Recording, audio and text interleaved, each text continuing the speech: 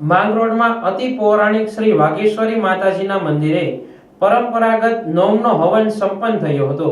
મોટી સંખ્યામાં ભક્તોએ દર્શન કરી ધન્યતા અનુભવી હતી.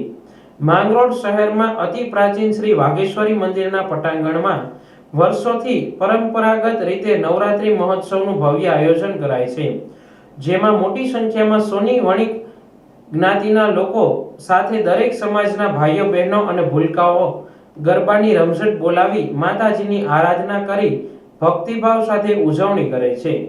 ત્યારે નવરાત્રીના પર્વના નોમના દિવસે મંદિરના પટાંગણમાં શાસ્ત્રોક્ત વિધિ વિધાન પૂર્વક પરંપરાગત ભવ્ય હોમ હવન અને ત્યારબાદ મહાઆરતીનું આયોજન કરવામાં આવ્યું હતું, જેમાં મોટી સંખ્યામાં સોની વણિક જ્ઞાતિના આગેવાનોના ભાઈઓ બહેનો સહિત અનેક ભક્તોએ હવનનો લાભ લઈ ધન્યતા અનુભવી હતી. જય માતાજી. માંગરોળ વાઘેશ્વરી મંદિરના પૂજારી મહેતા કમલેશભાઈ હર્ષુખભાઈ મહેતા અમે પરંપરાગત આ 6 પેઢીથી માતાજીની પૂજન અર્ચન ધ્યાન કરીએ છીએ. આજે નવરાત્રિનો આસો મહિનાનો નોમનો દિવસ, આ 9 દિવસ સુધી સીમાળી વણિક સોની જ્ઞાતિ દ્વારા માતાજીને 9 દિવસ માતાજીને આરતી, ભજન, કીર્તન, ધૂન, ગરબા, છંદ બધી અર્વાચીન પ્રાચીન થાય છે.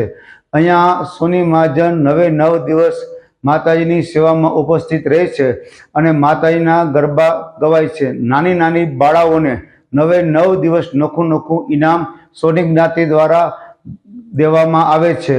અને આ પર્વ આજે નોમનો દિવસ છે, અમારે માતાજીનો હવનનો દિવસ છે.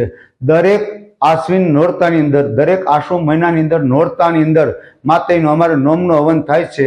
આ હવનની અંદર માતાજીને નૈવેદ્ય ધરાય છે અને બધા સોની મહાજન જ્ઞાતિઓ કુટુંબ સહિત હાજર રહે છે. અમારા માંગરોળ જ્ઞાતિના જે સોની મહાજન છે બહારથી પણ અહીંયા માતાજીની સેવા, પૂજા અને હોમનો દર્શનનો લાભ લે છે. અમારું માંગરોળની અંદર આ જૂનું અને પ્રાચીન મંદિર છે. અમારી આ માતાજીની મૂર્તિ પ્રગટ થયેલ છે અને પાર્થિવ સ્વરૂપ કહેવામાં આવે છે. અને આવતીકાલે માતાજીનો અમારો દશેરાનો પર્વ છે. એની અંદર દરેક નાની બાળાઓને સોની જ્ઞાતિ દ્વારા ઇનામ વિતરણ કરવામાં આવે છે અને માતાજીની ગોયણી સ્વરૂપે એને ફૂલની તો ફૂલની પાકડી ભેટ સ્વરૂપે પણ દેવામાં આવે છે.